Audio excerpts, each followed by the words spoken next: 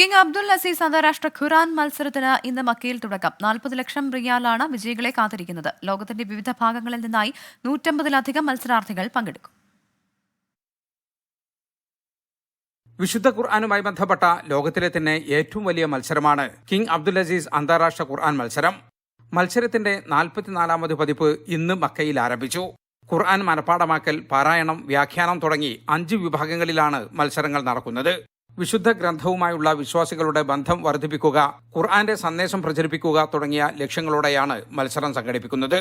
ലോകത്തിലെ തന്നെ ഏറ്റവും വലിയ സമ്മാനത്തുകയാണ് വിജയികൾക്ക് നൽകുന്നത്. 40 ലക്ഷം റിയാലാണ് സമ്മാനത്തുക.